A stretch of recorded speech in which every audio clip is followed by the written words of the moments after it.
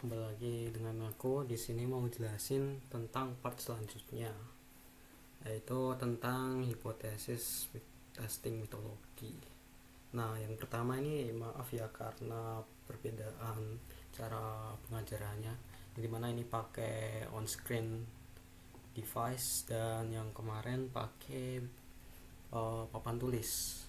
Nah, karena ada kendala jadi kita pakai on screen. Nah, yang pertama apa sih itu hipotesis testing metodologi? Nah, hipotesis testing metodologi ini adalah sebuah metodologi untuk ngetes sebuah hipotesis. Nah, ngetes hipotesis ini baru kita nge-proof nih apakah si hipotesis ini benar apa enggak. Nah, setelah itu kan kita harus tahu dulu nih apa sih itu hipotesis. Nah, yang di testing hipotesis ini adalah base hipotesis atau hipotesis yang paling utama. Semisal kita ini ada hipotesis kalau dadu selanjutnya itu 4 gitu. Berarti si base hipotesisnya itu dadunya berarti 4. Nah, berarti kayak X sama dengan 4 atau dadu sama dengan 4. Nah, selain si base hipotesis atau null hipotesis, ada lagi komplementernya, yaitu kebalikannya si hipotesis ini. Berarti misal si dadunya 4, komplementernya itu berarti dadunya enggak 4, bisa aja 2, bisa aja 1. Nah, itu komplementernya atau berkebalikannya. Nah, bisa dilihat nih dari gambar. Nah, selanjutnya kita harus tahu nih apa sih tipe-tipe error dalam sebuah hipotesis. Nah, kan kita tahu nih ada misal ada istilah-istilah false positif atau true negatif. Nah, misal kita ada pregnancy test nih, bisa aja false positif. Kita ada misal ada 3 pregnancy test, ada negatif, habis itu positif. Nah, bisa aja si positif itu jadi true negatif, jadi seharusnya negatif tapi positif gitu. Nah, misal ada tipe yang pertama, yaitu jika si H nullnya itu negatif tapi itu seharusnya positif. Nah, itu jadi tipe error yang pertama yang bisa dibilang false alarm atau uh, false positif atau false, ya ya seperti itu, false positif. Type kedua, jika si H0 nya diterima tapi seharusnya ditolak. Nah, kayak tadi misal kita ada 3 pregnancy test, dua-duanya kita enggak itu atau false, dan yang satunya lagi true. Bisa aja si true ini itu harusnya false tapi jadi true. Nah, kayak gitu. Nah, di sini ada sebuah anotasi atau simbolnya, di mana si alpha itu adalah probabilitas dari si error ini terjadi, dan si beta ini itu probability dari si tipe error 2 ini. Ya, alpha adalah sebuah level dari signifikansi dalam statistik model yang terdapat pada tipe error pertama. Nah, yang kedua itu adalah risk dari probability dari tipe error kedua. Nah, bisa dilihat dari sini. Semisal ada selanjutnya nih ada komplementer dari si tipe error. Komplementer dari ini berarti cuma dibalik aja. Jadi semisal probabilitas komplementer dari alpha berarti 1 min alpha. Misal kita ada 1/10 probabilitasnya, berarti 1 min 1/10 berarti 9/10 itu dia true. Nah, kayak gitu. Nah, selanjutnya ini kita harus tahu sih gimana sih kita cara ngetesnya. Bisa aja sih kalau kita ada data, semisal kita langsung gitu, langsung testing. Misal kita hipotesa, oh si dadu ini antara 4 bakal 6 nih jatuhnya. Tapi pas kita uji coba dia nggak di antara 4 6, itu juga bisa.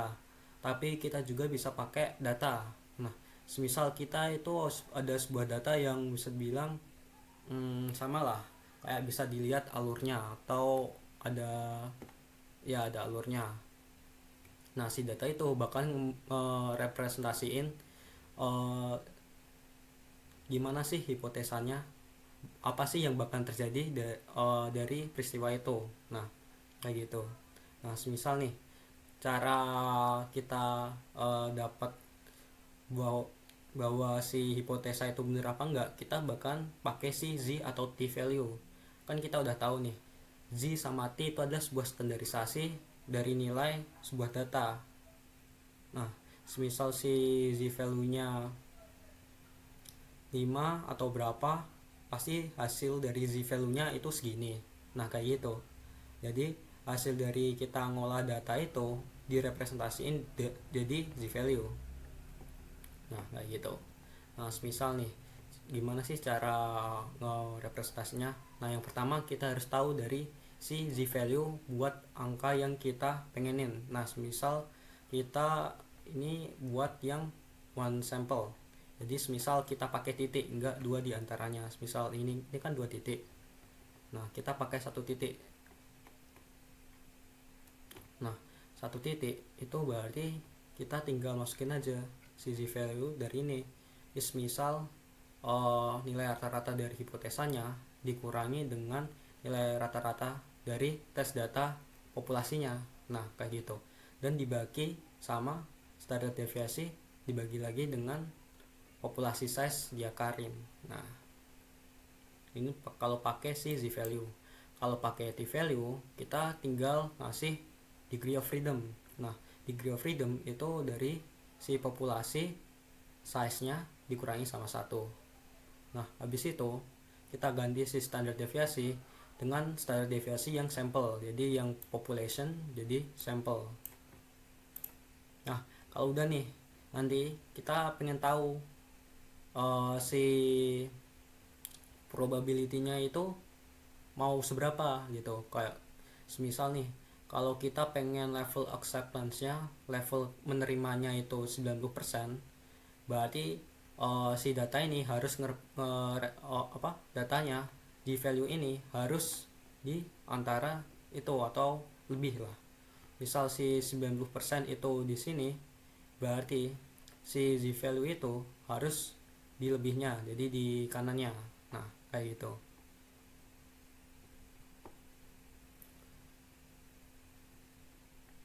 Nah, misal nih, kita gimana sih cara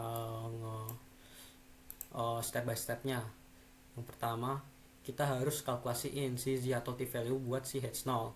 Gimana sih kita bisa tahu kita harus pakai z atau t? Kita bisa cari dengan cara itu dia tuh kita ada yang pertama ada standar deviasinya nggak yang buat populasi. Kalau nggak ada, kita pakai si t value, pakai standar deviasi buat si sampel. Nah, habis itu aja sih. Tapi kebanyakan kalau si datanya itu kecil, kita langsung pakai yang si t value. Nah, habis itu kita kalkulasi si z value. Oke. Si z value ini berarti si level acceptance tadi. Nah, habis itu kita compare nih sama si z-stat yang sampel tadi atau si ini stat yang kita mau hipotesisnya mau proof. Nah, selanjutnya kita ada yang buat proporsi. Jadi proporsi itu maksudnya semisal nih kita ada sebuah sampel. Nah, si sampel ini merupakan sebuah proporsi dari sebuah populasi. Nah, itu kita harus pakai proporsi, nggak pakai semisal yang kayak tadi, semisal yang di value biasa, karena kita si sampelnya milihnya random, jadi nggak harus ada di si populasinya, tapi karena kita tahu si sampelnya kita dapat dari si populasi, itu kita bisa pakai si proporsi. Nah, gimana sih caranya? Kita bisa pakai rumus ini. Misal kita ada si proporsi dari hipotesa dikurangi dengan sampel proporsinya. Nah, semisal ini dari misal si hipotesisnya proporsinya 5/10, tapi di sampelnya 2/10. Nah, kita tinggal masukin aja, misal 5/10 dikurangi 2/10, 3/10 dibagi dengan akar dari 2/10 dikali 1 min 2/10. Nah, kita bisa hitung pakai ini. Nah, selanjutnya ini ada semisal ciri khas buat kita nentuin si hipotesisnya itu kita accepted apa enggak. Nah, semisal kita ada hipotesa nih, si dadunya bakalan angkanya lebih dari 4. Nah, berarti kebalikannya itu berarti si dadunya kurang dari 4. Nah, kayak gitu. Nah, kayak gini, semisal si z value nya itu kurang dari sama dengan min z si value nya.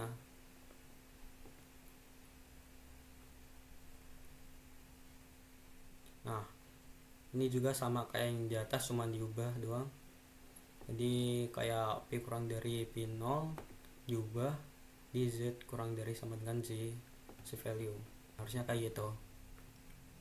Nah, selanjutnya ini aku bakalan cariin apa sih pengaplikasiannya.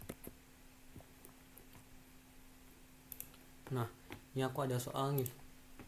Nah, aku pertama, kalau enggak kalian baca dulu deh, ini maksudnya apa dulu. Nah, time-nya 4,5 menit. Jadi semisal si X-nya, nah, aku gedein.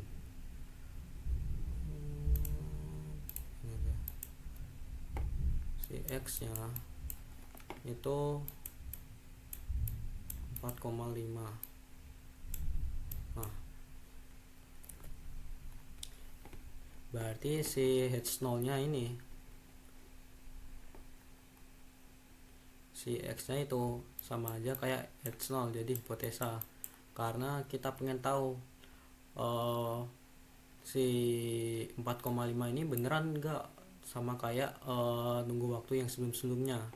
Nah, di cerita ini dia bilang dari pengalaman yang sebelumnya kita itu berasumsi bahwa si populasinya ini berdistribusi normal dan mempunyai standar deviasi dari populasi yaitu 1,2 menit nih.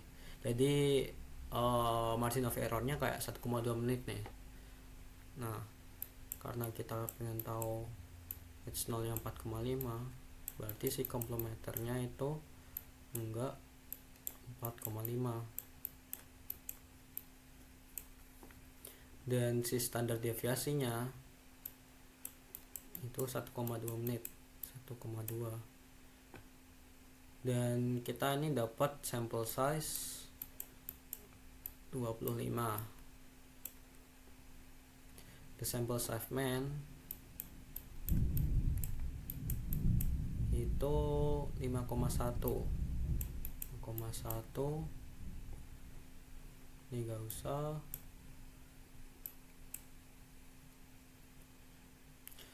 Nah, kita pengen tahu nih si evidence-nya itu mempunyai nilai error yang 0,05 enggak. Jadi probabilitasnya dari si nilai 4,5 ini benar di bulan ini enggak. Jadi semisal nih bulan sebelumnya kan 4,5.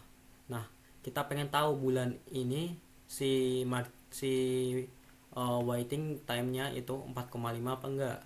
Nah, kan kita tahu nih dari bulan ini dia punya margin of error 1,2.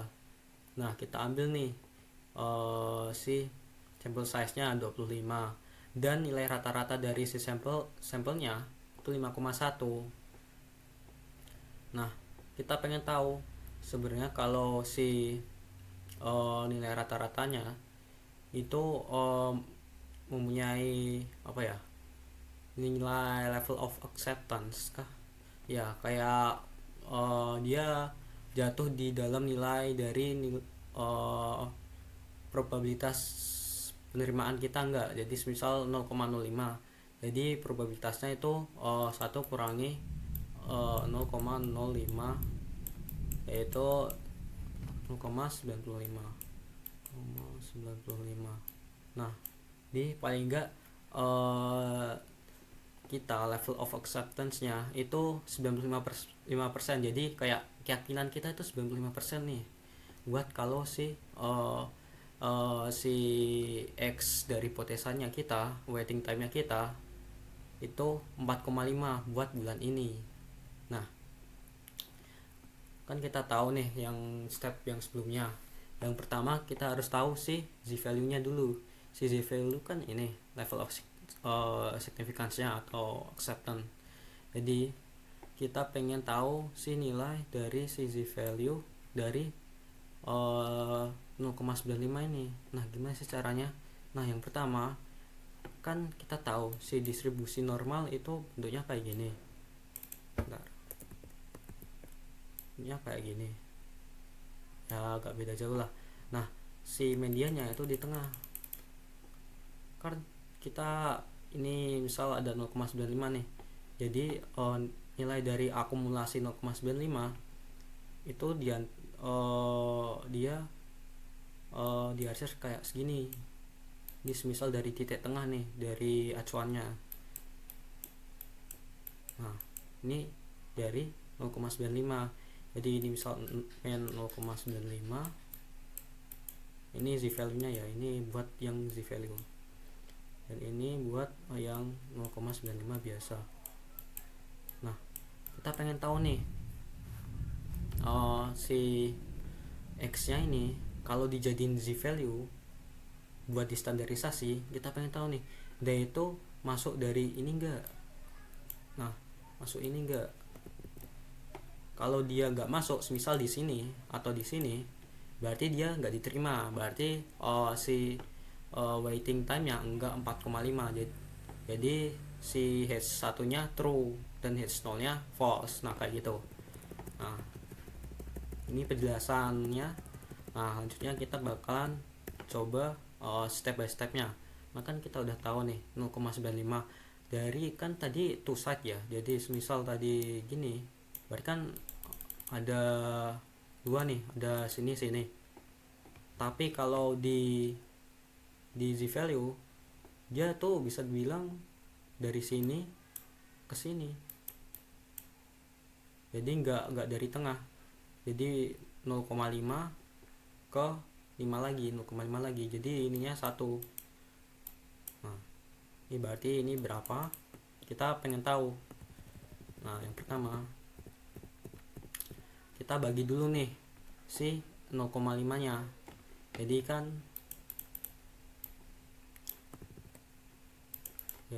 tadi kayak gini. Ini 0,95. Nah, kita pengen tahu nilai dari yang satu sisi doang.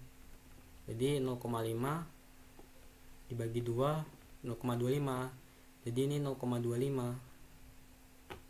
Nah, kan kita udah tahu nih 0,25. Nah, kita si 0,25 ini ngurangi 1. Kenapa? Karena ini dari 1 dikurangi dari 0,25. Jadi kita dapat yang ini. Nah, kayak gitu. Saya misal kita punya Z value dari si 0,05, berarti misal 1 dikurangi 0,05 dibagi 2 itu berapa? Ini step pertama. Nah, misal kita dapat nih si Z value dari nilai signifikannya itu dia 1,96.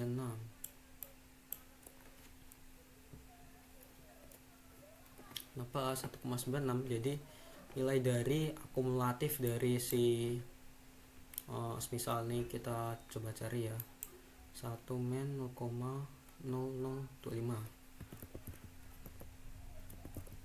Misal 1 men 0,0025. itu 0,9975. Bentar, aku recheck dulu.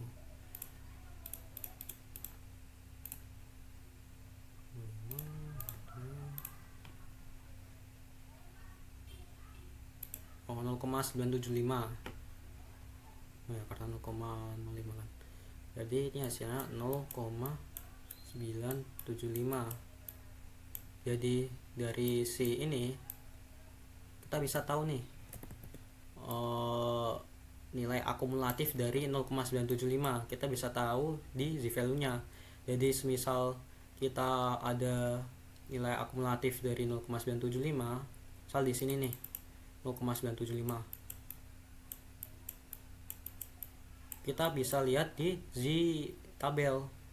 Nah, nanti kita cari nih angka yang representasi ini nih. Jadi misal ada tabel gak ya, aku cariin, harusnya ada deh. Misal aku ada tabel nih, tabelnya kan ini representasiin akumulatif dari 0,975. Nah, kita cari 0,975 berapa sih. Nah, ini aku dapat nih 0,975 itu di 1,9 dan 0,06. Jadi nilai z value nya buat 0,975 ini 1,96. Nah, kayak gitu. Nah, udah dapat nih z value nya tuh 1,96. Jadi kita harus cari tahu z value dari si hipotesa kita.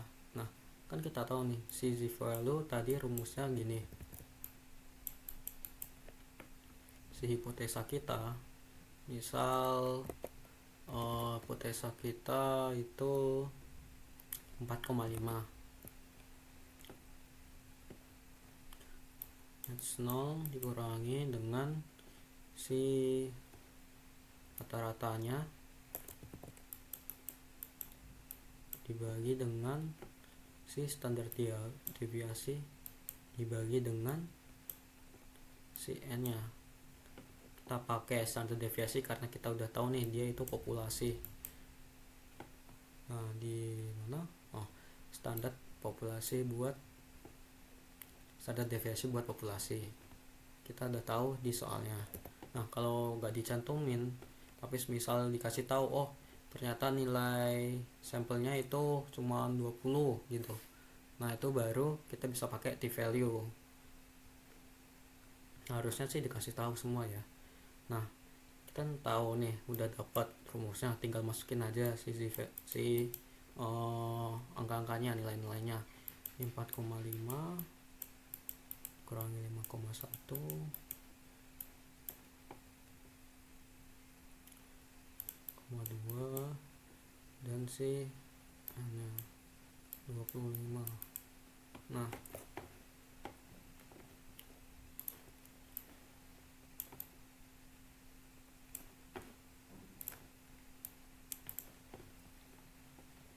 ini kita langsung komanya di 1,2 dibagi 5 dengan 5/2.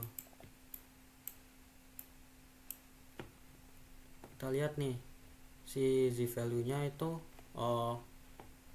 terletak di antara ini enggak. Jadi dia terletak di antara min 1,96 atau dikurangi atau kurang dari si 1,96. Nah, karena itu enggak, berarti kita reject hipotesisnya.